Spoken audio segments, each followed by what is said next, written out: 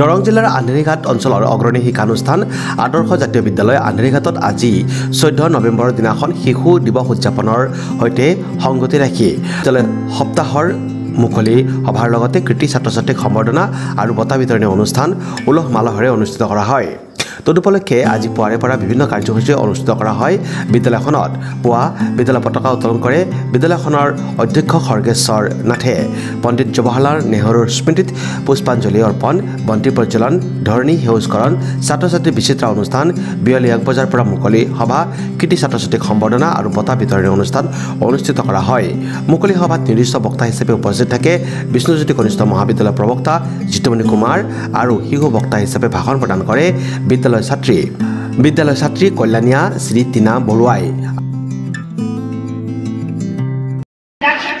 আজি আমাৰ আদৰ্শ জাতীয় বিদ্যালয় 24 সংখ্যক বঁটা বিতৰণী সম্বৰ্ধনা আৰু শিশু দিৱসৰ এই অনুষ্ঠান পতা হৈছিলে।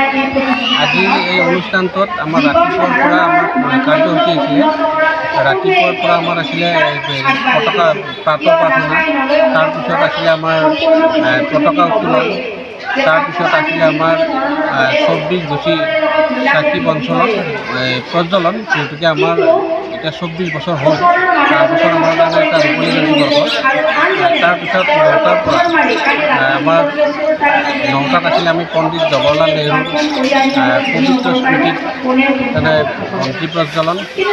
ইতিমধ্যে বিভিন্ন কাৰ্যসূচীত যিসকলক দায়িত্ব দিয়া আছিলে তেওঁলোকে সুচাৰুৰূপে দায়িত্ববিলাক পালন কৰিলে। তাৰ পৰা আমাৰ বৃক্ষৰোপণ কাৰ্যসূচী ৰূপায়ণ হ'ল।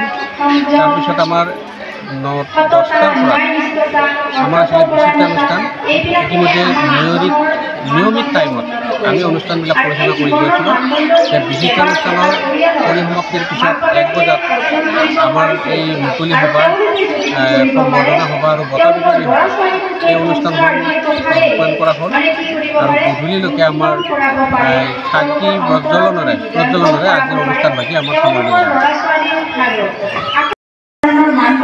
2001 চনতে দৰং জিলাৰ একদম পশ্চিম প্ৰান্তত এই গৰমীৰ পৰা সমগ্ৰ বিৰাট অঞ্চলটো এক শুদ্ধ ৰূপত অসমীয়া মাধ্যমৰ বিদ্যালয় আদৰ্শ জাতীয় বিদ্যালয় আন্ধেৰীঘাট প্ৰতিষ্ঠা কৰা কেইবাগৰাকী ব্যক্তিৰ প্ৰচেষ্টাত আজি আন্ধেৰীঘাট জাতীয় বিদ্যালয় আদৰ্শ জাতীয় বিদ্যালয়খনে 24টা বছৰ ধৰিছে। অহা জানুৱাৰী মাহৰ 4 তাৰিখে আমি 25 জুনত হ'লোঁ, অৰ্থাৎ ৰূপালী জয়ন্তী অনুষ্ঠান আৰম্ভ কৰি অহা 4 জানুৱাৰীৰ পৰা আৰু সম্পূৰ্ণ বছৰৰ অন্তত আমি উলহ মালহেৰে এই বিদ্যালয়ৰ ৰূপালী জয়ন্তী অনুষ্ঠান আমি সুকলমে সম্পন্ন কৰিবলৈ আশা ৰাখিছোঁ। আৰু প্ৰথমমানৰ পৰা অংকুৰ প্ৰাকৰ পৰা আৰম্ভ কৰি আমাৰ বৰ্তমানে ক্লাছ 10লৈকে ইয়াত পাঠদান কৰা হৈ আছে। আৰু যোৱা 8টা বেটছ আমাৰ ইয়াৰ পৰা মেট্ৰিক পৰীক্ষাত সুখ্যাতি উত্তীৰ্ণ হৈ গ'ল। ইতিমধ্যে আমাৰ ভাল ফল আহিছে।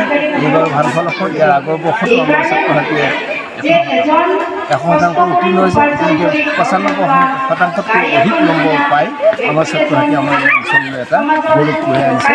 আৰু আমাৰ উদ্দেশ্য আৰু আশা এইটোৱে যে আন্ধেৰীঘাটৰ এটা বৃহত্তৰ পিছপৰা অঞ্চল বুলি আমি কৈছোঁ।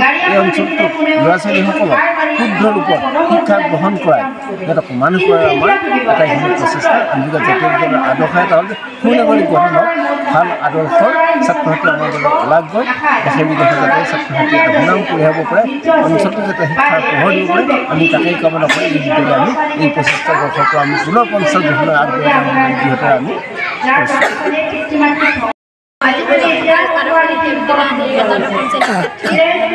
আজি আদৰ্শ জাতীয় বিদ্যালয় আন্ধেৰীঘাটে সুকলমে 24টা বৰ্ষ অতিক্ৰম কৰিলে। আজিও আমাৰ 24 সংখ্যক বাৰ্ষিক অধিৱেশন, বঁটা বিতৰণী অনুষ্ঠান আৰু কৃতি ছাত্ৰ-ছাত্ৰীক সম্বৰ্ধনা দিয়াৰ উপলক্ষে এই সভাখন আজি আয়োজন কৰা হৈছে।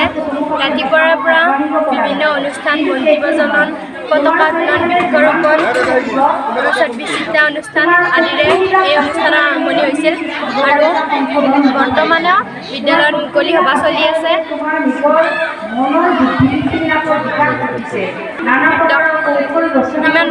নিজকে গৌৰৱ অনুভৱ কৰিছোঁ। বিদ্যালয়ে যেতিয়াৰ পৰাই প্ৰৱেশিকা পৰীক্ষাৰ বাবে প্ৰাৰ্থী আগবঢ়াইছে তেতিয়াৰ পৰাই বিদ্যালয়খনে 100% ফলাফল লাভ কৰিবলৈ সক্ষম হৈছে। লগতে এনেকুৱা এটা পিছপৰা অঞ্চলত এই বিদ্যালয়খন এখন আগশাৰীৰ শিক্ষানুষ্ঠান হৈ পৰিছে। গতিকে নিশ্চয়কৈ মই বিদ্যালয়খনত পঢ়ি যথেষ্টখিনি গৌৰৱ অনুভৱ কৰোঁ। আন্ধেৰীঘাটৰ পৰা সনাতন Rajbongshi report, news express, Assam.